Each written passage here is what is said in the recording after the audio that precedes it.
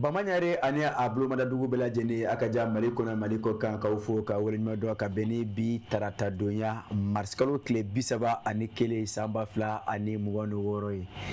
ka awbla jeni fo ka wala do kengena ma segu sido ani bazado no wati na umno sigi me kanyamada jemkan feni ubetali so madonna ka fo ka wala do ka fo dugu bla ka shala dawliye Rofin gona ne an sigi to ya anga ulla dala jemuka kan lala kuyate Samaira ko mate turu musokoro janza aka pani bela nyonde ni masege sunu fe obeba weche fere fira kon basite alhamdulillah tabarkala Samaira me alla me baje kulufu maliko no maliko kan ti sege ulufu lila basa ulu de an sukanti ku ga jabaran so mandi keren ne ala so mandono jemuka yere kan bakaw ulufu li keren kan nyeshin uluma ana ke jie chawo chala ni watina munu muka biro kono munu su kono na la fukata se gadum soma anga foli tale no ka nyeshi ni bela jele ni maka kuku bisimila kwa jemuka mandi sanfe ni oyi so ma donwe lala kuyate iya foto mena anye foli ta ka nyeshi bela jele ma mali kono ani mali koka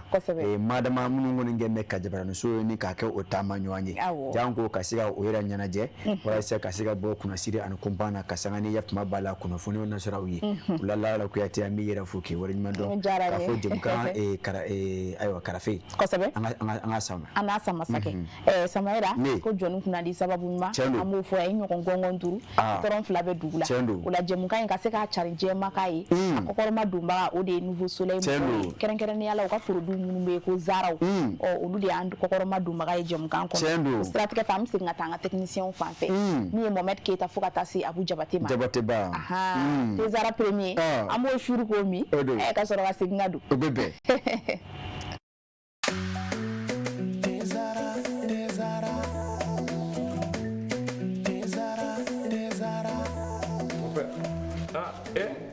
amona gani dey abe min wuli tasuma kawa mon père Mali bebe ni nene bara ni be ni nene ni infusé ka ji kala ka ke teka o nene Tiens mon père ni tidme ani mbo kundo dima te zara mon père am bebe ko kele na sare ni akuma bay e ni do na surprise kilo ni do bien mangani sisan wani ye te ko ta te zara te ka te di abi sabi sababo ni te wore be ni di ya gla kura ka sagi kana na ka ke ko ko wa ne ba infusé de mi ha même bien ya kli quoi appelé ma wa je ma on de ki te ka te la higa so za gole be fele fe ngade jama jera kadua ke te zara makele ngadanga mena budji e Allah farafideno jera kadua ke te zara makele ngadanga mena mudunchi Allah te zara lala kuyate ni ya enquête ye ka fuguru ko bo dabadala nyere nye shemi du somadaina ni ye tezara furo ka da oka yaro o me be yele muna aiwa anakete nsake eni kele na yala la ko kai alai ejo masoso me eyele kunye jumi ai foshi me ke ma ngone kele to kana she ga suma ikono ngone teda oka yele ya okay aramadi ado abifam lala kuyate kana ko numbela jene ngoni yele ayati nyeni bashi aiwa Samaira mankele ngo feka tezara kun folo mi anga seko ni dongo tigila mawdu para ba ko koro jam kan konna ni o anga iri clip du jour o stratégie fa anga clip folo yi alpha ko falaw alpha sanugo woni balmake do sanugo bola sanugo la mabola aiwa alpha maka sanugo dubara ko anga falaw nani o anga ta alpha la me aya nani kaina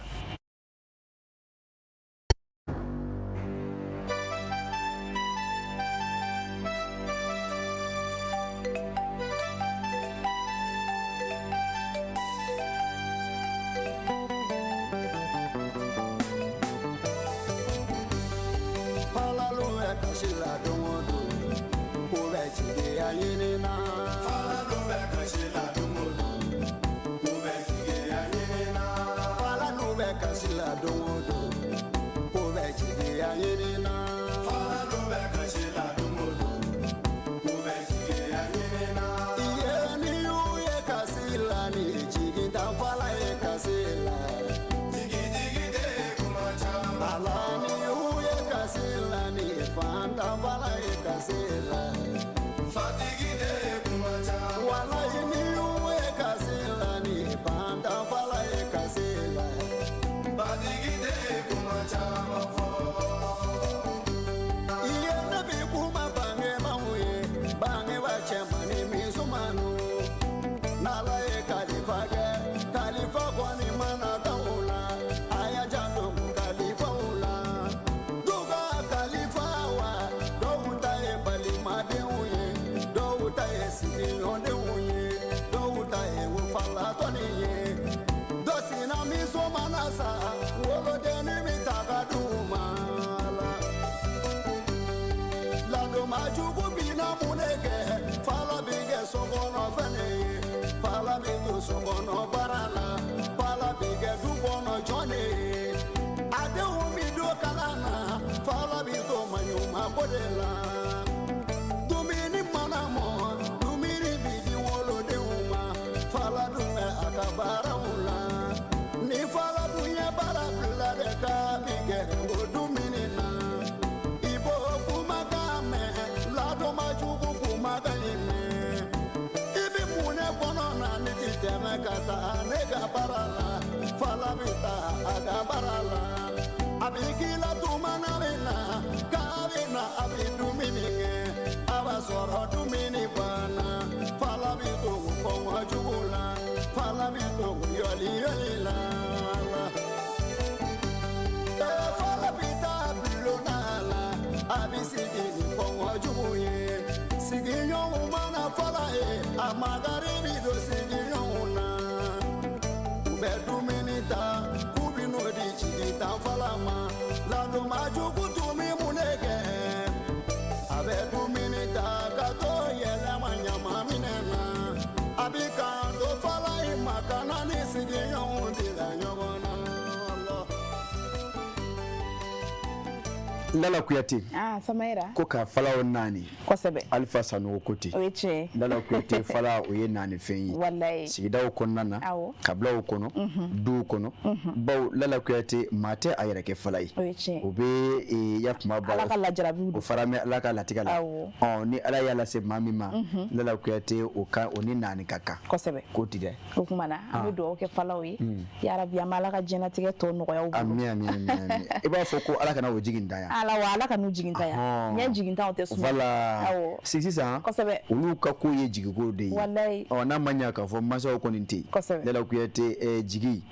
nyuma de bejo oyi wala mafo ala kana o jiginda ya amina ya rabbi ote odo bashite ay wa Samaira na mbura clip du jour folo la ami kuna funi balanda ya ango dayele insanga en kwanana anu baw ko ntobe sika la hala asro bi kuna funi ko la hala yaula usira tike fa ami esorta jumana ka fasiri do kosebe na nyuta Samaira ayira ka foni wati labaina ngunungunu ka untume ka ayira ka foko jatike wale tigla mado ko ni kolwe kana blasoro o ni wati na mi metalike anga fini tuku ka kuna funi disobala dirpa olu ayira ka foko ko nte chien Lala Kuyate akoni ye atakalage ako ni wati na gol masirta bawo oko ni keme ka nege bleni ka da yapuma bala jatike wake bawo okola ako o yere nyini to Lala Kuyate o fere do tebeto do o fewla sa kasika jema ne ka olu haklime shoyen madama ka yapuma bala jatike bara ni ka jamana basigi chenu o ka kuno fon langolo yi unu ngonna na kuma ne kuma o ko ni be ayira ka fo ko ke wala do kera ako Lala Kuyate dasira mima o be ayira soro o hukumu de konnana ako ni ye atakalage mbe tarike o masita ba oluka kuno fon di so sira o nyamala no o be talike yapuma bala dirpala ako Lala Kuyate sigi mbe ke o fe kalo ako hukumu o keneka ako ni ye atakalage sigi nyere la nyini ba mbe ala udeye kasika yapuma bala kuma nyonyo ke jamana kono donyi kasika ne kuno fona jere tare kadi o mo gol masita ba uluka la halauka madama la malama munun kara o fe teronka kasika ne yapuma bala jugo faliye Lala Kuyate kasi ka o kunnafoni jelo ta ka di jamana kɔnɔdenw ma a ko hukumu kɔnɔna n'i ye a ta ka lajɛ Solomani Danbele colonel major Solomani Danbele a ko n'i ye sɔnni sigi a kan k'a fɔ an bɛ don min na i n'a fɔ bi a ko tare don a ko bawo an ka cɛdenw a ko soni kungo cɛ Lala Kuyate o ko nin b'a la ka bɔnɛ banfila ta ni ka cogo juguw kun na a ko Lala Kuyate o ye ɲɛdimi ye o tɛ kɔnɔdimi ye a ko bawo n'i ye a ta ka lajɛ tuma ni kuma min bɛ tali kɛ jamana kɔnɔdenw tangani ani o bolokɔnɔfɛnw tangani na a ko o kɛwale bɛ kɛ o fɛ jamana fantan a naani bɛɛ lajɛlen fɛ a ko Lala Kuyate an ka bɛɛ fa o ye digi mɛ o la o hukumu kɔnɔna na o kɛ mɛ ka sira kura ta o sira kura ye mun ye o de ye Lala Kuyate ka se ka na ni kunnafoni langolow ye kunnafoni jatigindanw Lala Kuyate ka sanga ni o ka jɛnw ye min ni o bɛ a ta ni ka fini fana bɔlɔw sanfɛ walasa ka se ka na ni basigi ni k'o tiɲɛ ni ka kunnafoni langolow ta ka di diɲɛmaa ma maa dama ka kunnafoni langolow ta ni k'a cari k'a yira k'a fɔ ko o kɛwalew de kɛlen don a ko Lala Kuyate n'i ye a ta ka lajɛ a ko nin waati laban ninnu na olumasiri tabaw ka sanga ni o ka lamagamɔgɔw ye o kɛra sababu ka se ka maa minnu kɔni bɛ bɔ o dagayɔrɔ la ka taa fanga wɛrɛ fɛ ni taamasiraw fɛ Lala Kuyate ko olumasiri tabaw anw ye dɛmɛ caman ta ka ɲɛsin olu ma olu taara hakilisigi kɔnɔ ka segin hakilisigi kɔnɔ a ko Lala Kuyate o fana kɛra sababu min bɛ tali kɛ daladumuniw na siraw caman na ka se ka olu caman salo ka na faso Mali kɔnɔ ka sɔrɔ degun ani gɛlɛya ma ye a la Lala Kuyate a ko n'i ye a ta ka lajɛ an ko olumasiri tabaw o ka bɔrɔntɔli a ko o de se ko digi mɛ jugu la nin waati laban in na ni o de kɛ mɛ sababu o ko ka baara ta fa ne ka o ko yɛlɛma colonel major Solomani Danbele a ye a yira k'a fɔ o de kɛ mɛ sababu bi o ko nin ka o taala kɛ kunnafoni jatigindanw kunnafoni langolonw talen ni ka cari diɲɛ ɲɛfɛ k'a yira k'a fɔ Lala Kuyate olu kɛwalew de b'a la ka kɛ ka sɔrɔ ko o tɛ i y'a fɔ cogo min na ko o dɔ de bɛ ye k'a fɔ o y'a yira k'a fɔ nin waati laban in na jamana kɔnɔ a ko jatigɛwalekɛbaa dɔw tun ye kannabila sɔrɔ a ko Lala Kuyate kalonfin ma tɛmɛ o kan a ko o ko ma ko kalon kirikiri a ko u ma deli ka kɛ jamana kɔnɔ a ko ni kun bɛ o la bɛɛ o de ye Lala Kuyate hali bi n y'a fɔ ye cogo min na ka se ka maaw hakili soɲɛ ka ɲɛsin u ka kolangolow kɛtaw ma ko ɲɔgɔn tɛ ko o ni tiɲɛ u ma deli ka si so kelen kɔnɔ Lala Kuyate a ko n'i ye a ta ka lajɛ a ko min kɔni bɛ ɲini bɛɛ lajɛlen fɛ nin waati in na aw minnu ye maa namana sumalenw ye a ko maa dama kunnafonidilaw Lala Kuyate an ka fara olumasiri tabaw kan Lala Kuyate ka se ka yakuma b'a la kunnafoni jugu minnu b'a la ka jari maa jugu ninnu fɛ ni ka se ka diɲɛ maa ladɔnniya kunnafoni ɲuman tali la ka di o ma maa dama Mali jamana kɔnɔdenw ka se ka o hakili lasigi ni kunnafoni ɲuman talen ka di o ma n y'a fɔ ye yakunu k'a fɔ kunnafoni sɛnsɛnnen ani a ɲuman a karilen a sunna Lala Kuyate a bɛ maa fa ka sɔrɔ i ma fɛn bila i da a ko min bɛ tali kɛ colonel major Solomani Danbele la a ko ni a yira k'a fɔ an ka cɛdenw min bɛ tali kɛ an ka cɛfini tabaw la Lala Kuyate o b'a la ka baara kɛ yakuma b'a la guna adamadenya o dosariya olu hukumu kɔnɔna na Lala Kuyate n'o ko ma ko droit de l'homme a ko kuma ni kuma kalonjugu bɛ taa ka ɲɛsin an ka maaw ma a ko Lala Kuyate olu si tɛ tiɲɛ ye a ko n'i ye a ta ka lajɛ dakurunya kelen a ko kunnafoni baara min kɔni ni a bɛ kɛ kalo o kalo diripa maa ɲɛmɛw fɛ a ko siɲɛ nata olu babu b'o la nin kan k'a yira k'a fɔ Lala Kuyate an ka cɛfini tabaw u ye se caman sɔrɔ juguw kan o de kɛ mɛ sababu juguw kan u ka kɛlɛ kɛcogoya ni k'a yɛlɛma ni ka laban ka sanga ni u ka dɛmɛɲɔgɔnw ye ka o taama ɲɔgɔn kɛ kunnafoni jatigitɔw ni kunnafoni kolow talen ye ka di walasa ka se ka maaw bɔ o taabolo kan ni ka bɛɛ ani basigi ni k'a yobu yaba Alasani Sisuma histoire tɔgɔ la ale de y'a fasiri Lala Kuyate e ne ta anw ye a walawala kosɛbɛ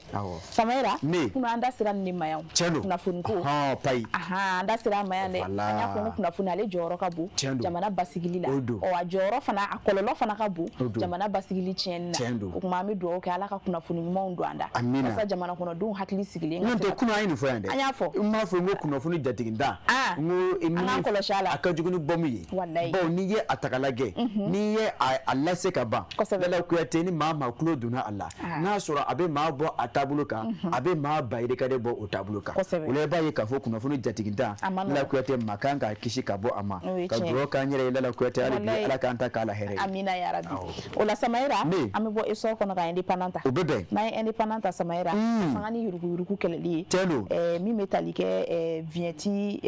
dilannaw la minnu bɛ vignette kolonw dilan ko tɛgɛ kɔni dara u maa dɔw kan ba polisilakaw fɛ min sen fɛ u ka vignette yuruguyurugulen baaraw la ko CFA wari miliyɔn 100 o de sɔrɔl'u bolo Lala Kuyate n'i ye a ta ka lajɛ dɔgɔ furancɛ tɛmɛnen an k'a ma ko week-end dernier a ko min bɛ tali kɛ IAF tuma b'a la 4e arrondissement a lakana sabatibaw la Lala Kuyate ka sanga ni o ka yɛlɛma yɛlɛmaw ni u ka lamagamagaw ye o kɔni kɛra sababu ka se ka tɛgɛ da IAF tuma b'a la kulu dɔ kan kulu min ni olu ka baara Lala Kuyate a bɛɛ de dɔwɛrɛ ma ka se ka viɲɛtu ni ka olu bayɛlɛma ka dilan o ɲɛ o dilan cogo min ka di o ye o ko mana masakɛ na ko falsification des viandes a ko Lala Kuyate n'i ye a ta lajɛ maa ninnu minnu ni tigɛ dara o kan a bɛ se maa saba bɔɲɔgɔnko ma a ko Lala Kuyate viɲɛti min ni o kun ye a harabu dilan o ko ma ko falsification des viandes Lala Kuyate o kun ye hakɛ min dilan n'a kun feerela a kasa bi a bɛ taa jɔ sefara miliyɔn 100 ani a kunkanfɛn na Lala Kuyate a ko n'i ye a ta lajɛ ko in yɛrɛ a bɛɛ lajɛlen ye a lasulu a bɔra min na o de ye ka sanga ni o ka viɲɛtiw dilanni ye o bolo ni o ye o ka viɲɛti fu ye a ko o ye a feere a ye o ye a bolo da a ko Lala Kuyate station dɔ la Badalabugukaw fɛ yen Lala Kuyate a bɛ i n'a fɔ siga kɛra yen nin ko in na ko in bɛɛ lajɛlen a nun donna yen de ka sanga ni i y'a fama b'a la maa dɔw kɔni ka lasɔmuni ye olu y'a yira k'a fɔ Lala Kuyate viɲɛti minnu kɔni filɛ nin ye a ko nin na kɛ sigana viɲɛtiw ye a ko o nɔngɔni fɛ Lala Kuyate o ye kibaruya ta ni k'a lase dakɛnɛ tigilamɔgɔw ma olu ma a ko bila dagirida la o kɔni o ye Lala Kuyate o ye dɔ fara u ka wulikajɔw kan min kɛra sababu u ka taa yafuma b'a la tɛgɛ da maa saba bɔɲɔgɔn kan tɛgɛ dalen o kan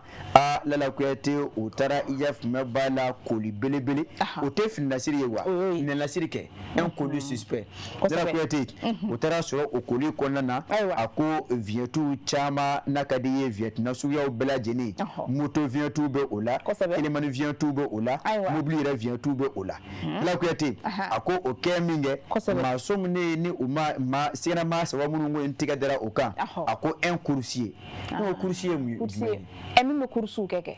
min bɛ ciw kɛ ka boli ka don fanw fɛ ka ciw kɛ o de ye coursier o do dɛ a ko tigɛ o maa kelen un conducteur de moto taxi bolila un homme présenté comme le propriétaire du lot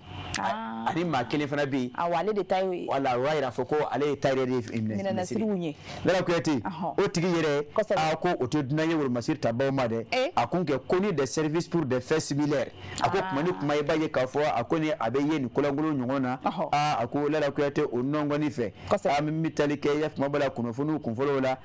o y'a yira k'a fɔ Lala Kuyate viɲɛtina suguyaw toutes les catégories de viandes a ko olu kɔni kun bɛ ye a kɔnɔna na o nɔngɔnni fɛ commissaire divisionnaire Modibo Traoré ale y'a yira k'a fɔ olu kɔni kɛlen ka kori in kɔni sɔrɔ o tigɛ kɔnɔ o y'a sɔrɔ viɲɛti caman de kɔni o de bila o fara bɛ ɲɔgɔn kan ni k'a siri ka kɛ koli kelen ye a ko o nɔngɔnni fɛ Lala Kuyate o labana k'a yira k'a fɔ nin ko in a ko olu kɔni o taara tigɛ da a kisɛ kan k'a yira k'a fɔ viɲɛtilankolonw don a ko viɲɛti ɲɛnamaw tɛ a ko dilankun min bɛ a la o de ye ka se ka wari sɔrɔ cogo jugu la ni ka laban ka jamana ne ka a kumaniya a ka hakɛ ma a ko Lala Kuyate hukumu kɔnɔna na a kɛ wale ye a ko nin kɛra nin cogo la o ka sɔrɔ ka laban yafuma b'a la ni ka maa saba ninnu ni ka o tigɛ kɛ o k'u ye o kɛlen kɔfɛ woropanɲɛ ye ni k'o sɛnsɛn ka taa ni o ye kiiritigɛlamɔgɔw ɲɛkɔrɔ o ni min ka kan Lala Kuyate o na da o kan Lala Kuyate i ka sɔrɔ ka yɛrɛ k'a fɔ ko maaw ko n'i bɛ viɲɛti san ko viɲɛti san yɔrɔ minnu lakodɔnnen bɛ jamana ɲɛmaaw fɛ Lala Kuyate ko mɔgɔw ka taa viɲɛti san ye a kun kɛ o yɔrɔ jumɛnw ye i n'a fɔ o ko nin kɛn bɛ k'a ye a ye min fɔ yan a ko les services compétents a ko certains points de vente officiels sont habilités à dériver ces documents notamment les structures de la direction générale des impôts a ko direction générale des impôts ni a bolofaraw a ko les centres dédiés aux entreprises ainsi que les services fiscaux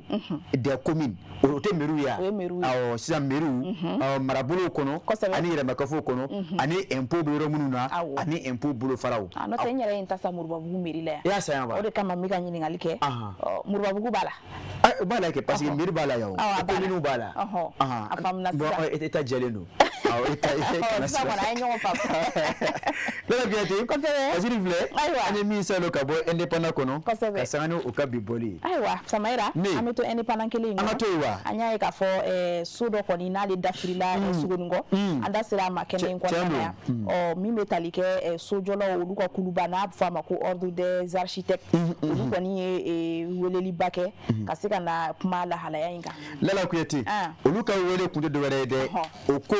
a ko nin kɛwale min filɛ ka kɛ Lala Kuyate ni nin waati laban in na a ko ni bɛɛ lajɛlen kɔni bɛɛ mɛn a kan ka fɔ ko a kɛra Bamakɔ faaba kɔnɔ ni o de ye so a dafirili ye tumana min na ni a beton a b'a la ka kule a ko Lala Kuyate o ka kuluba i y'a fɔ cogo min na maa minnu ka baara ni a kan ka bɛn so plan olu bɔlen ma Lala Kuyate kuyate so jochoko nyuma ordre des architectes du Mali a ko oyen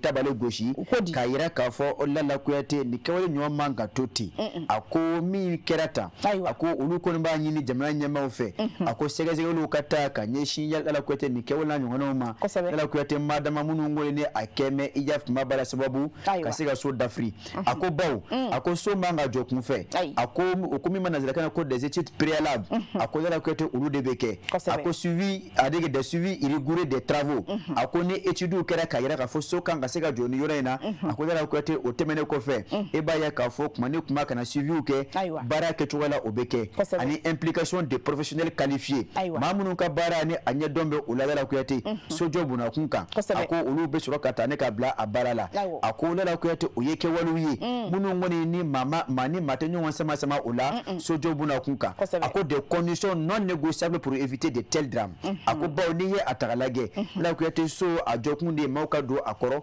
akira shishu wal ma akira baraka yoroyi ako kuma kona ndala kuyate so koni amanga mana jo ako na manya ka fo ngoni kira ni wotowena ako ulu kan lanye kelende yi na manya ka fo kulusige me ulu fe so jolo tola ako wele dato do kaisin jamana nyama uma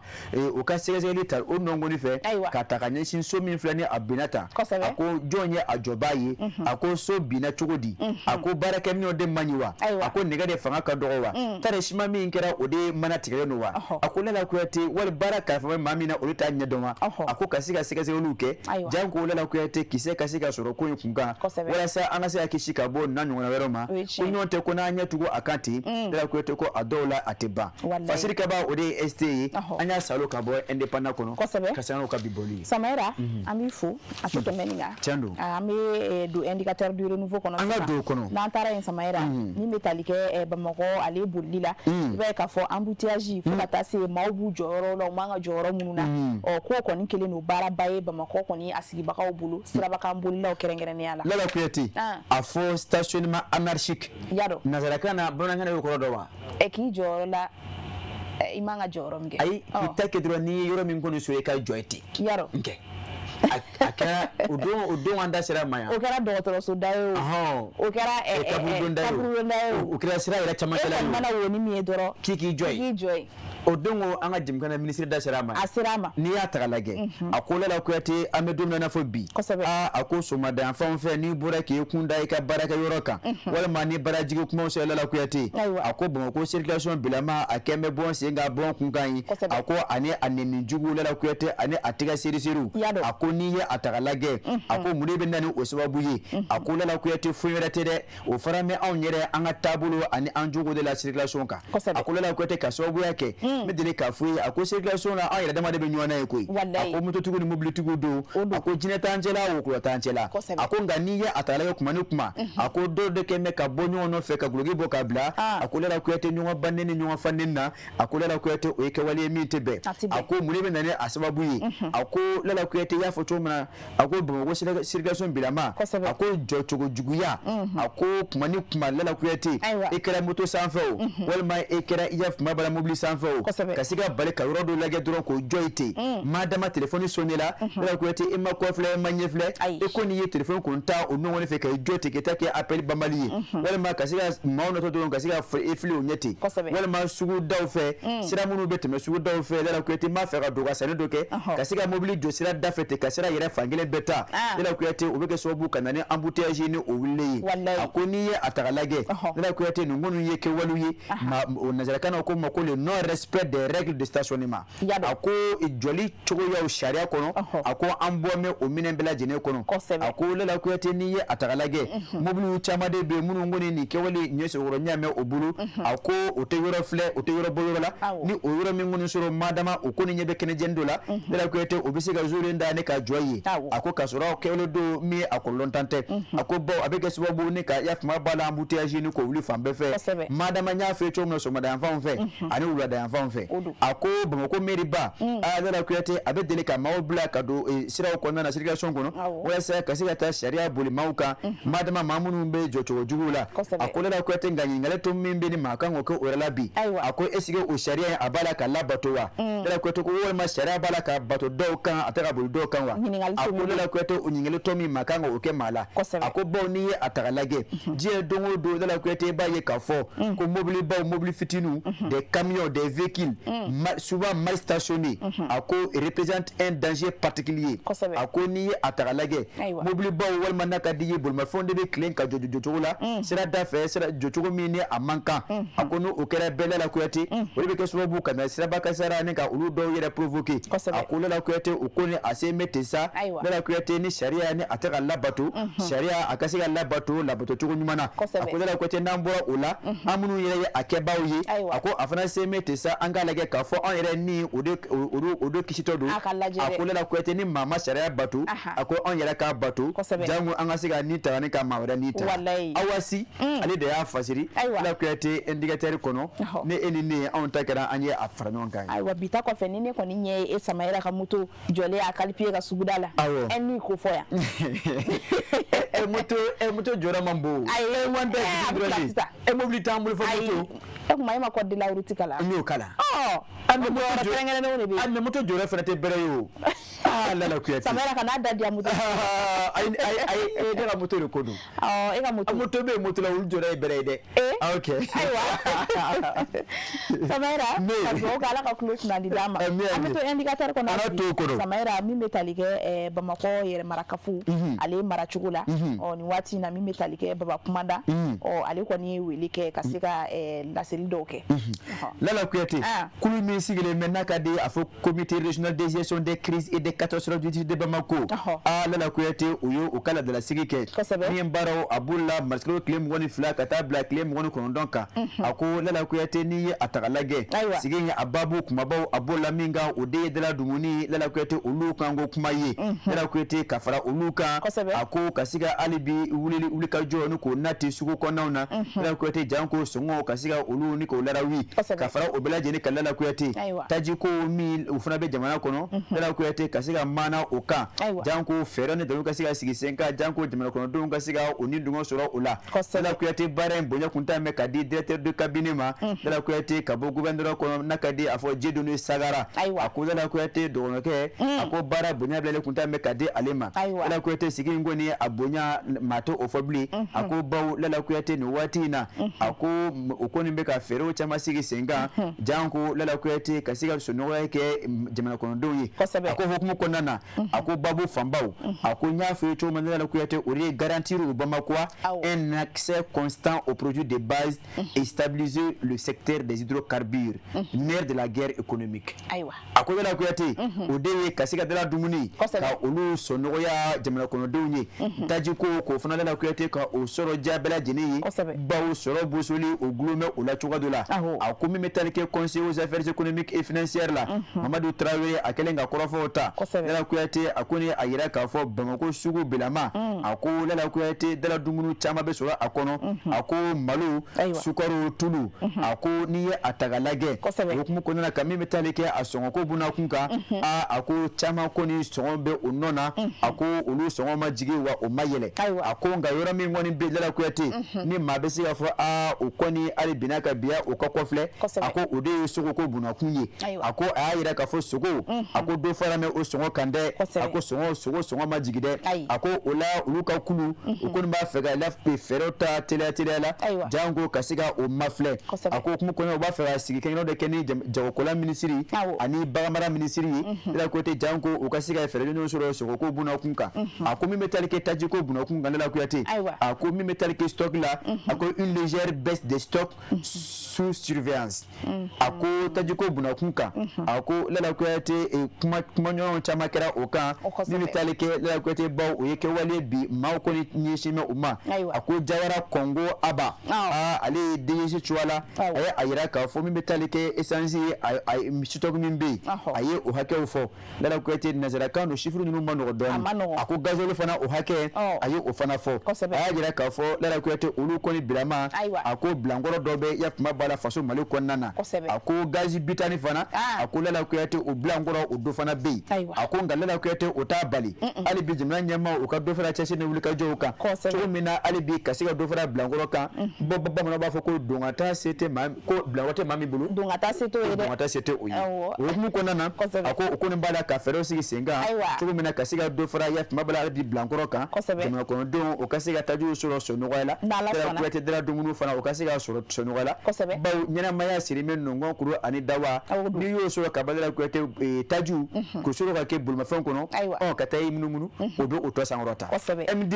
ale de y'a fasiri Samayira e ko dala dumuni an da ma so ma yan kunu an sera ma kunu yadɔ n y'a fɔ ko jamana ɲɛmɔgɔw ka fɛɛrɛ ɲini o la an y'a fɔ dɛ n'i donna sugu kɔnɔ bi i tɛ se k'i tɛgɛ ɲɛsin fɛn kelen ma ko min da ka di a tɛ yen a dan ye forontobanni o den 340 a bɛ ne ko foronto ko in fana ye e sɛgɛn dɔɔnin a ye n sɛgɛn ne Samayira a ye foronto kɛmɛ den 8 tiɲɛna o ma tɛ se k'o san a ma nɔgɔn ne Samayira e min tɛ se ka dumuni kɛ n'i ma foronto bila i da ayiwa ze ŋɔni an n'a kɛ foronto mugu ye sa o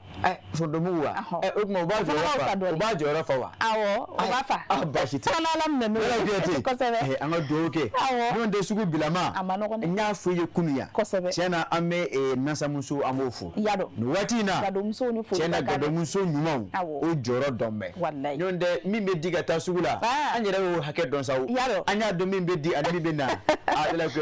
o kelen tɛ nka tiɲɛna ayiwa an ka mun ɲɔgɔn kɔrɔ n'Ala sɔnna waati kow don tiɲɛ don Samayira o la an bɛ nouvelle horizon ta an k'o ta n'an y'o ta Samayira min bɛ tali kɛ Mali jamana kɔnɔna ko courant ani ji yala k'o kɛra faamaw ta ye wa Lala Kuyate ɲininkali don yadɔ au Mali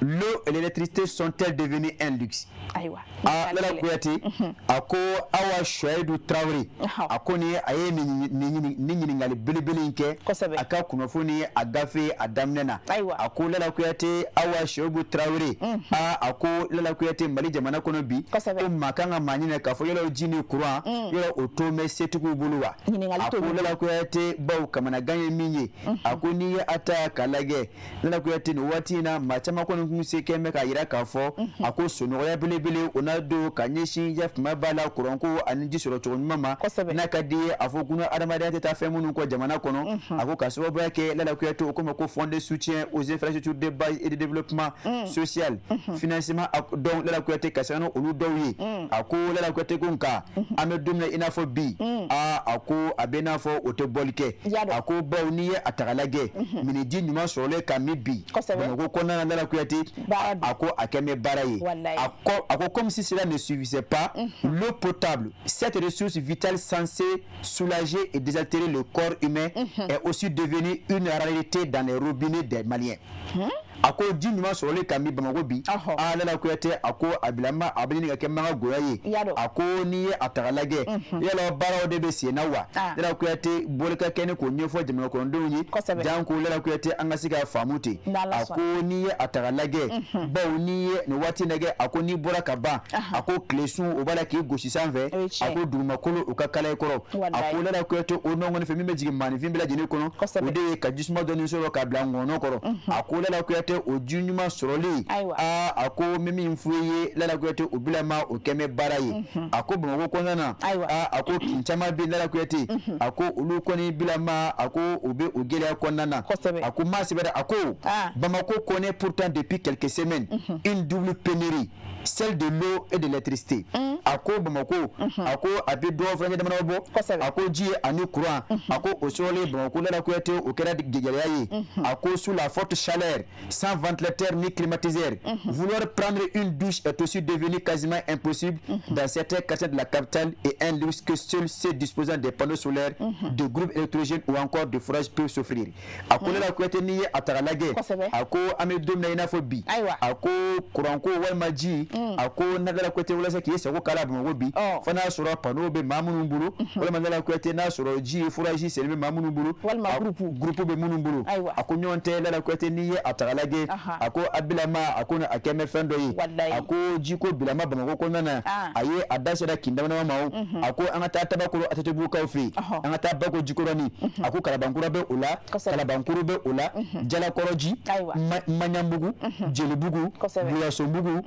ani kiwɛrɛw a ko Lala Kuyate ni dugu jɛra ka ban e bɛ an balakaw de ye tani ka segin dabila bali la a ko robinet daw château daw ani u ka denbaya ni ɲɔgɔn cɛ a ko Lala Kuyate e ko n'a sɔrɔ maa wuli kun ye fajiri da fɛ ka taa misiri la a ko Bamakɔ kɔnɔ bi maa wuli kun fajiri fɛ a ko est ce que o tɛ jiko ye wa a ko Lala Kuyate an balakaw a sɛgɛn belebeleba ye olu ta ye a ko n'i ye a ta ka lajɛ a ko komi o gɛlɛya bɛ yen a ko Lala Kuyate nka ne ma min faamu fasiri kɔnɔ ale panna Bangɔni kunna a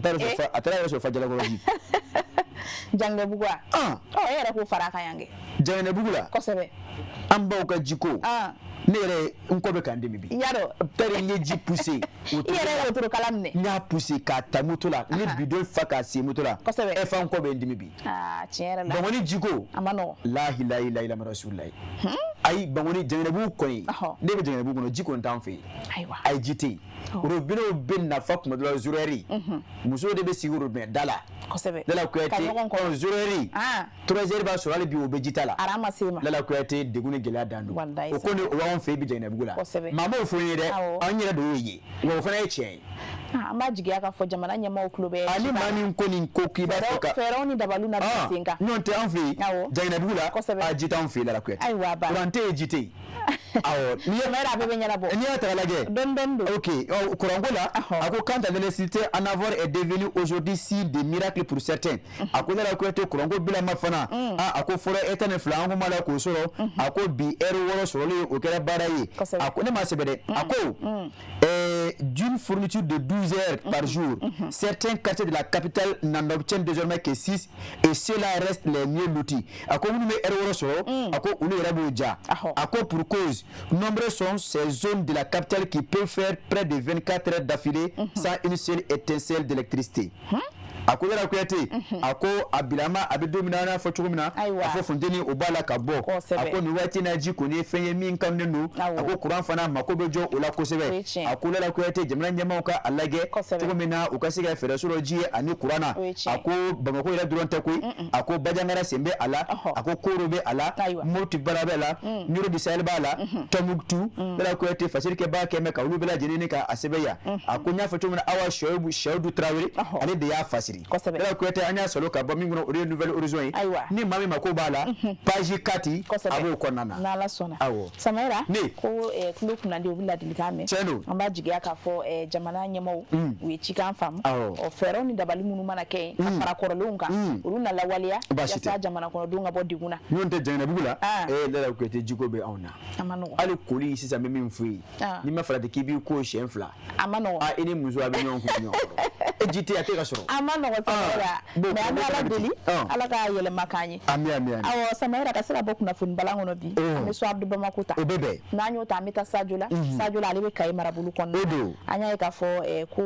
maa dɔ kɔni tun y'a laɲini k'a b'a a yɛrɛ tentative d'assassinat maa dɔ kɔni tun ye a laɲini ko a bɛ maa dɔ fa an ka kɛ tan a y'a laɲini k'a bɛ maa dɔ fa o siratigɛ fɛ ko muso denmisɛnnin dɔ kɔni min si bɛ san 22 la ko tɛgɛ kɔni kɛra ale la k'ale to boli sira kan ko a bɛ komi sɔmin kɛ b'a la Lala Kuyate a ko n'i y'a ta lajɛ commissaire principal Ibrahima Abdul Gilo o min bɛ Sadio la polisi ko ɲɛmaayaso kunna n'a ka di ye k'a fɔ Kayi marabolo polisilakaw bɛɛ lajɛlen a ko Lala Kuyate o ye gan kɛ a ko bawo n'i ye a ta ka lajɛ a ko ka sanga ni jamana tangani ani a kisili jamana kɔnɔdenw ka lakana sabatili baara Lala Kuyate o la o ye paraɲɛba kɛ i da sera kɛ wali min ma a ko an ka taa Sadio la n'i sera Sadio Lala Kuyate min f'u ye an bɛ ni kɛwale a kɛra o dugu de kɔnɔna na a ko ka bɛn ni marisikalo tile 26 sanba 26 ye a ko dugu la dugu min ni o kama ko Yatela a ko kilo 20 bɔɲɔgɔnko bɛ ani Sadio ni ɲɔgɔn cɛ a ko nin kɔni ye dalamanga dɔ ye min tɛmɛna muso 2 ni ɲɔgɔn cɛ a ko Lala Kuyate une jeune femme âgée de 22 ans a ko muso misɛnmanin dɔ san 22 bɔɲɔgɔnko a ko min tɔgɔ o de ye ST ye a ko Lala Kuyate a bɛna fɔ dalamanga in kɛra sababu k'ale dusukun ni k'a funteni kosɛbɛ aka labani ka essence tani ka abon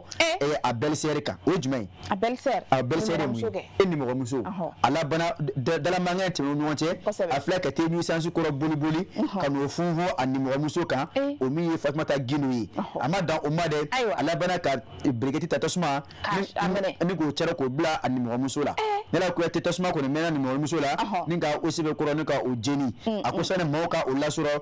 o y'a sɔrɔ a tasuma kɔni ye a sago sɔrɔ ka ban ne la kuyate o nɔngɔni fɛ o ye Fatumata Gino ta ni ka bolila ka taa n'a ye Kayi lapitalisoba la walasa ka se ka taa a kɛnɛya a ko nka an bɛ don min na i n'a fɔ bi a ko Fatumata ko ni a bɛ saya ni balo cɛ a ko nin kɛwale ŋɔni kɛlen min bɛ tali kɛ yafima b'a la maa min ko in kɛra nin kɛwale jugu kɛba ni o ye ST ye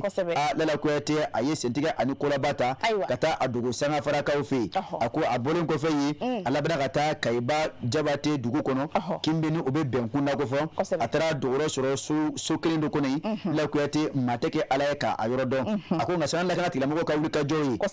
Lala Kuyate commissaire de police Adama Seku Fɔnba ka fara a ka cɛdenw kan ka se commissaire principal Tapa Uri Demba Jalo kan o min ye Kayi police ko ka ɲɛmaaba ye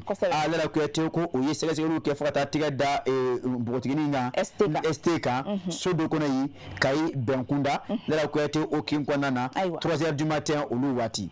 o talen kɔfɛ o taara sɔrɔ ST a ko ni kɛmɛ k'i da ni ka sunɔgɔ ni ka a bolo da 3h du matin waati o taara tigɛ da a la ten o y'a kɔrɔni k'a lawuli ka ji d'a ma a y'a ɲɛ ko a ɲɛ kolen kɔfɛ Lala Kuyate o ye yafumaba la a tɛgɛ yɛlɛma a kɔfɛ k'o k'a ku ye ni ka laban ka ɲininkali ta ni ka ɲɛsin a ma Lala Kuyate jɔngola a y'o fɔ koyi ni ka laban o y'a sɛnsɛn ka taa ni a ye kiiri tigilamɔgɔw ɲɛkɔrɔ Lala Kuyate jan ko kɛwale min kɔni kɛn bɛ k'a bila a la a n'a o tɔ ɲɛfɔ olu ye an kɔni kɛ sɛnsi kɔrɔ min ye o de ye k'a lakali ye fasiri don Yusufu Konate ale de y'a fasiri Lala Kuyate ka bɔ Suwadi Bamakɔ kɔnɔ Samayira ni gɛlɛya kɔ dan ye e yɛrɛ bolo ka essence kɛ adamaden ɲɔgɔn kan ka tila ka biriketi minɛ k'a bila a la ko ni mɔgɔ muso da a ɲɛnɛma jeni ko belle-sœur ni mɔgɔ muso da wa a tun bɛna jeni dɛ a tun bɛna ni mɔgɔ muso jeni an ka dugawu kɛ banabaatɔ ye Ala ka kɛnɛya d'a ma o t'a ni mɔgɔ muso ya a cɛ kan ka min kɛ a cɛ y'o dɔn sa o ni ni mɔgɔ muso ye a kan ka min da cɛ kan cɛ yɛrɛ n'o dɔn sa o fasiri filɛ nin ye an ye min sɔrɔ ka bɔ kunnafoni bala kɔnɔ bi kosɛbɛ ayiwa Samayira an b'i fo k'i barikada a tɛ tɛmɛ nin kan kunnafoniw sɛbɛkɔrɔ walawala la an b'a jigiya k'a fɔ kanubagaw ye faamuya sɔrɔ a la o b'a to an bɛ taa segin na fiɲɛbɔ dɔɔnin na min ye Tezara kun filanan ye an b'o min ka sɔrɔ ka segin ka na kokura o bɛ bɛn n'Ala sɔnna ne ye Tezara de ye ka kɛnɛya ani lafiya sabati bɛɛ lajɛlen farikolo la a ka di kojugu ne bi yan gɛrɛn baro bɛ ɲaga wa bɛɛ lajɛlen ɲɛda bɛ walawala n'u ye ne min kaban dɔrɔn bɛɛ lajɛlen bɛ nisɔndiya ne ko jɔn de star ye dɛ mais aw ka kuma ka ca sa ne de ye star ye ne ka di wa ne dumuniw timiya ne de ye lɛzara ye ne ka di denmisɛnninw ye wa mɔgɔkɔrɔbaw kɛrɛbɛ tɛ k'aw to ne mini na a b'aw kolo sigi k'aw mɔdiya o de y'a to ne ka di denmisɛnninw ye kosɛbɛ aw yɛrɛ fɔ jumɛn de ka di ani jumɛn de bɛ n'an cɛɲa ne de don tomate concentré Zara ne kelen pe dɔrɔn awɔ nka an bɛɛ de sara n'aw ko dumuni sanuman caman a ye tobiliko la sanbalaɲɛ sugandi n'o ye Zara ka dumunifɛnw ye a bɛ sɔrɔ Mali feereyɔrɔ bɛɛ Zara ye nouveau soleil SARL ka produit dilannen ye sɛgɛsi babi nin kun ye yafuma bala an taalen ye sɛgɛnnafiɲɛbɔ la kosɛbɛ an taara an nana dantigɛba man kan y'o la dɛ a y'o to y'o la Samayira n'an kɔni ye sɛgɛnnafiɲɛbɔ kunkurunin kɛ o y'a dɔn o de bɛ kɔmɔsiriw kan ja o b'o ja kosɛbɛ o di dɛ awɔ bi ye tarata ye kosɛbɛ ni o sera a dɔw la an tɔgɔ Madame Keita Aminata Tarawele an n'ale bɛ ɲɔgɔn sɔrɔ yan walayi nka ka sanga ni daruya dɔw ye Madame Keita nin waati in na a ma se ka kɛnɛ lasɔrɔ a ma lasɔrɔ an bɛ dugawu k'a ye kosɛbɛ taako ɲuman segiko ɲuman Ala k'o nɔgɔya n'a ye amina o waati la an bɛ profiter ka bonjour di Sénégalikaw bɛɛ lajɛlen ma Sénégal Dakarkaw n'an ka def wɔ Madame Keita tɔgɔ la o waati n'a kami Sénégal fo wɔlɔfɔ kan de la naga def mangi fi rek ayiwa ne da gana ya abada an b'a fo kosɛbɛ ka Sénégalikaw bɛɛ lajɛlen fo a cogoya la ka fɔ Ala ka taa n'a ɲuman ka segin n'a ɲuman amina ya fana b'a to komi a taatɔ a ye nɔ bila kɛ Lala Kuyate an n'a a ɲɛnafɛn bɔ ni o ye bi dumuni duman bunakun kan ko kokema komi an t'a ɲɛdɔn haya e fana t'a ɲɛdɔn e tɛ se tobili la an ye min sɔrɔ o la Samaɛla b'a fɔ mun tɛ kɛlɛtigɛ la san tɛmɛnen na an ye yafaw deli ɲɔgɔn fɛ donc kɛlɛtigɛ bɛɛ ka jɔ yafa man an min sɔrɔ madame Keita nɔ na an ka o ɲɛmada ka sɔrɔ ka se ka na Sɔgɔmadon jɛnɛjɛn filɛbagaw aw bɛɛ lajɛlen ɲɔgɔn aw sigiyɔrɔ la a ka rubrique man di de n'o ye les plats de chez nous bi an bɛ Lafiyabugu Tabakɔrɔ ani maa min don ale dogolen tɛ bɔlɔlɔsiraw kan kuma d'a ma a yɛrɛ bɛ n'a représenter ne fa i ni tile. I bɛ se k'i tɔgɔ ni jamu f'a ye. Tɔgɔ Abudulayi Jire ne bɛ Lafiyabugu Tabakɔrɔ sugu kɔfɛ. An bɛna jumɛn tobi bi. An bɛna kukema de dilan. Kukema o ye mɔgɔ jumɛn ye. O ye bozo dumuni de. Bozo dumuni. Awɔ. Kara yɛrɛ ye bozo wa. Awɔ kara ye bozo. Kara i bɛ mɔni kɛ wa. I tɛ mɔni kɛ. Bozo yɛrɛ ayiwa aw yɛrɛ y'a dɔn an bɛ kara de fɛ kara waritigi k'a bɛna min dilan ka d'a ma bi k'o ye kukema de ye donc aw ni ne an ka jɛ k'o filɛ ɲɔgɔn fɛ n'an bɛna kukema dilan an mago bɛ se jumɛn ni jumɛn ma. An mago bɛ se malo ma ani jɛgɛjalan ani sunbala ani forotomisɛnnin n'olu bɛɛ mana sɔrɔ kɔfɛ n'a dilanna ka ban pewu tulu fana bɛ bilen k'a k'a sanfɛ quoi o de y'a minɛnw ye. O y'ale ingrédient ye. Awɔ a daga wulila an bɛna malo ko ka k'a la ka kɔgɔ dɔɔni k'a la a n'o ka tobi ɲɔgɔn fɛ quoi.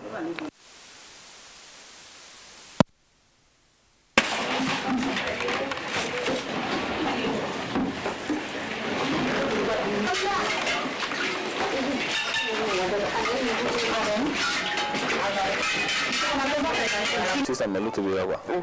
an bɛna a cɛ bɔ k'a fɛnw k'a la quoi forotomisɛnnin ale ni jɛgɛjalan ani sunbalamugu wala an bɛ y'olu susu o bɛ k'a camancɛ kɔnɔna la quoi ka sɔrɔ k'a datugu a n'olu ka wusu ɲɔgɔn fɛ pendant quelques minutes. Sisan an bɛna malo mɔna an bɛna malo cɛ waga ka sɔrɔ k'a fɛn ninnu k'a donc ale ko ka teli dɛ. A ko ka teli. Salibagatɔ dunni don wa. Dunan cunni ka dɔrɔn pepe. Wala ni jɛgɛjalan fɛ sa yɛrɛ. Jɛgɛjalan. Awɔ. Mais i bɛ se ka jɛgɛ bɛɛ k'a la kɔni. Awɔ jɛgɛjalan fasugu bɛɛ bɛ se ka k'a la. Mais ale base ye jɛgɛ fɛngɛ ninnu. Wala jɛgɛjalan a base y'o de ani sunbala fana bɛ k'a la ani forotomisɛnnin n bɛ sunbalamugu k'a la a bɛ sɔrɔ k'a datugu n'o olu ye quoi. K'ale ka nɔgɔn donc walasa a kana bɛɛ ka wusu. Wala o wusu ɲɔgɔn fɛ dɛ o b'a datugu o la dɔɔni n bɛna dayɛlɛ sisan n b'a lamaga sisan. donc n'ale wusura ale bɛ lamaga. Wala a bɛ lamaga tan de. K'a bɛɛ don ɲɔgɔn na. K'a bɛɛ don ɲɔgɔn na kosɛbɛ. mais Kara ni foronto ko ye ni maa min tɛ foronto fɛ dun. Ne maa min tɛ foronto fɛ i t'o k'a la. I t'o k'a la. N'a y'i diya i b'o to yen ni foronto kɛra a la pour que k'a diya i da kɔnɔ de foronto nafa de tɛ yen. I ye kɛlɛkɛlɛ dun. Kɛlɛkɛlɛ man kɔni na sisan an bɛna dumuni bɔ. Nin y'a mɔnen. Nin y'a mɔnen ka ban. Tiɲɛ yɛrɛ la a ka teli.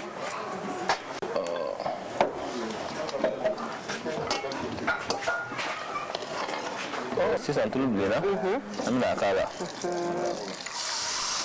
tulu t'a nɔgɔn na. Ale fana b'i n'a fɔ cɔncɔn. Wala. Tiɲɛ yɛrɛ la ni salaya ko tulu dumuni yɛrɛ de ye. Dunan cunni kan. Shap shap. Tiɲɛ yɛrɛ la an bɛ dɔgɔ da shap shap. Kara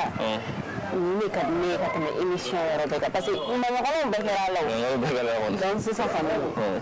ko dɔ kuma sera ou bien. ko dɔ kuma kɔni sera. An y'a goûté. An y'a goûté ka dɛ. N'a kɛlɛkɛlɛ. Tiɲɛ la. Jamu ka maa yɛrɛ kan. Nin dumuni ninnu filɛ nin ye vitamine ba de b'u la. Vitamine b'a la dɛ. Jɛgɛjalan ani sunbala ani foronto bɛɛ y'an fɛ yan. Nin ye tile fɔlɔ kɔni don. Ɲɛjugu bɛ kɛrɛfɛ. Ɲɛjugu bɛ kɛrɛfɛ. Taalen ɲɛfɛ laɲini min yɛrɛ b'i la. Taalen ɲɛfɛ ne kɔni sera ka dɛmɛbaga sɔrɔ pour que ka se ka restaurant dɔ dayɛlɛ n ka se ka dumuni feere o bɛ diya n ye kosɛbɛ yɛrɛ yɛrɛ yɛrɛ. O de ka laɲini ye. O de ye n ka laɲini ye. Welewelekan min b'i bolo ka lase jɛman ma. Jɛman welewelekan min bɛ n bolo ka lase jɛman ma an k'an cɛsiri baara ɲini na quoi. ne ni na barka ni na sa wuya ko min fa ko sabe min bayre fo ala kala ala so mani ko shi ala hani furu be fanya min rabbi ala ka hinani furu be la jere na rabbi ni la ira ka fo de musuma de chama be da ba ka la be da ba ka la abo barka ni wajibi de nga kan be fe so sa nunu da wala to da ko sabe da ya do sani ama no wala shishi tulu kalamo surtout sangalo wala tasma futu amano wala kalo kono to dugi ala gala ma ko yoro don dagi jiga daga masa daga ni ko aywa ni nak mahamulo ka yira wala ni ko ke mai ani mami ko alaikum ya kara warti aya warcha ma ala ko do agar sigala na sayna aywa ni nak mahamulo ka yira wala bi au khande lala ko yedi Samaira komi madam Keta tianza note kwa kimai mfana kumifaga nene de ko ni de hawo kuma akechugo fura yere isa ni jingina sisa be sesoro mintato so na njo sugudala ka jega jalansa ka furundum sensa ani sumala mugu awo fana fo awo mitu ani tulu yere be se ya ke ko akli bala abana la madam Keta fu wati bala kata tilia la la ko te kenya ko buna kunka amtai angatai njo komi wati bala Kosabe. Ani anga Dr. Maison. Kujeta Tature. Kosabe. Ayemi zoro bi. Kene ya jemka ngono. Jemka kono. Amunye maja. Kasura kana. Kosabe.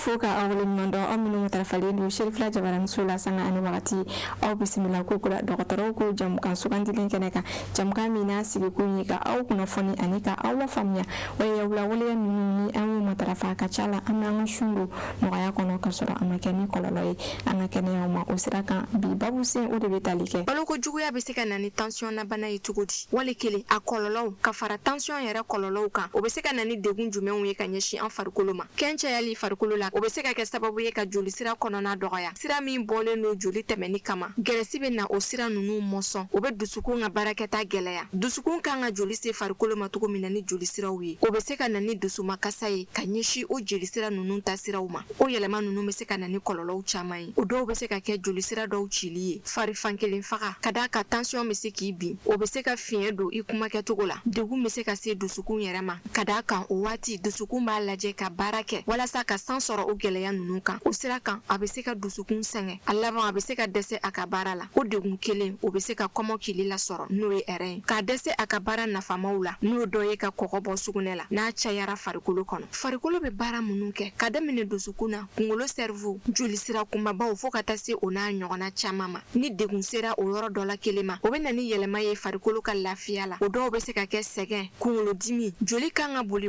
cogo min na ni fanga hakɛ min ye yɛlɛma donna o la ni ka tension sɛbɛkɔrɔ yɛlɛ an ka dumuni kɛ ko juguya o bɛ se ka kɛ sababu ye ni ka na ni bana kuntagalajanw ye n'o ye maladie métabolique ye k'o se an farikolo ma nin bɛɛ de la a bɛ fɔ an ɲɛna an k'an janto balo kɛ ko ɲuman na walasa ka don an ni bana kuntagalajanw ni ɲɔgɔn cɛ a bɛ fɔ minnu ma maladie métabolique sabula farikolo kɛnɛya ka fara sanuya kan o bɛ sɔrɔ an ka dumuni tasa kɔnɔ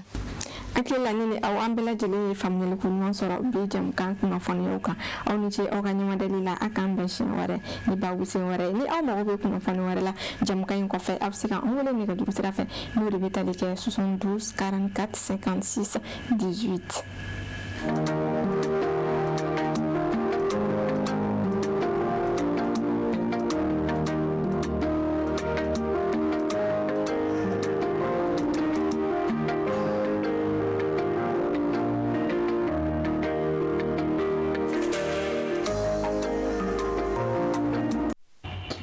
Lala Kuyate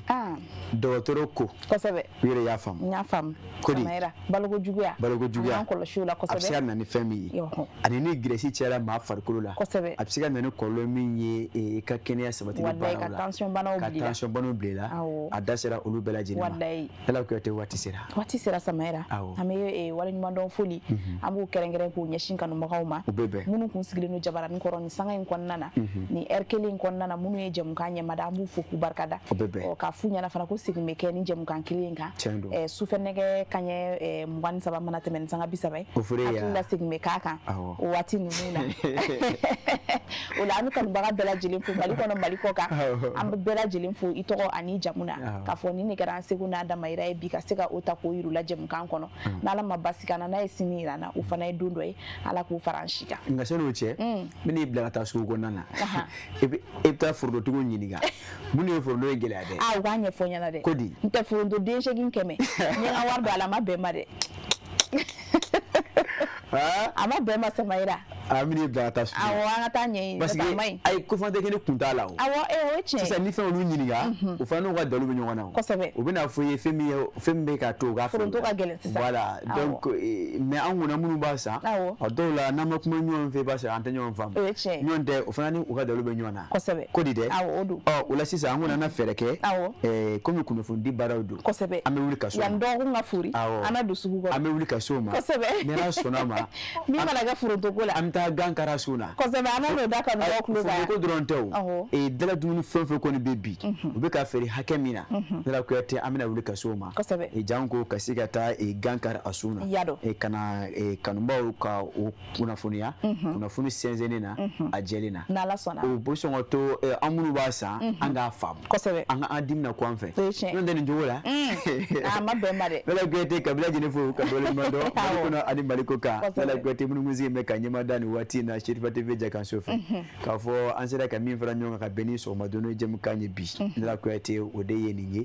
i y'a fɔ cogo min na n'Ala ma basi kɛ sigi bɛ kɛ nin kan ni su ni o janfara dɔɔnin Ala Kuyate n'a ma basi kɛ ne ni e la sini 10h 11h an bɛ sɔn ɲɔgɔn sɔrɔ ne ka jɛmukan kura k'o maana o la an bɛ yafuma b'a la bɛɛ lajɛlen fo Mali kɔnɔ ani Mali kɔ kan n tɛ sɛgɛn ka dibila baarakɛlaw fo Ala Kuyate n'i y'a mɛn anw bɛ sigi ka kuma anw bɛ ye olu de don Ala Kuyate o jɔyɔrɔ ka bon kosɛbɛ baara in na technicien Ala Kuyate k'o fo k'o waleɲuman dɔn k'a daminɛ réalisation na ka taa bila diffusion na Ala Kuyate ni olu tɛ Ala Kuyate ne min fɔ ye e kɔni maa kɔni maa tɛ ye yɛrɛ kuma tɛ kumakan mɛn o la réalisation na Mohamed Keita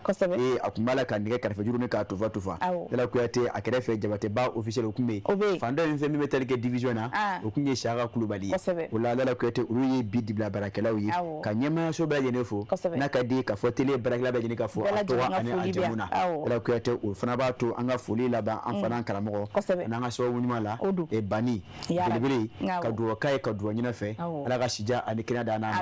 Ala Kuyate ka sɔrɔ k'a fɔ n'Ala ma basi kɛ bi t'an t'o bila yan an n'o bila yan Ala ka sini amin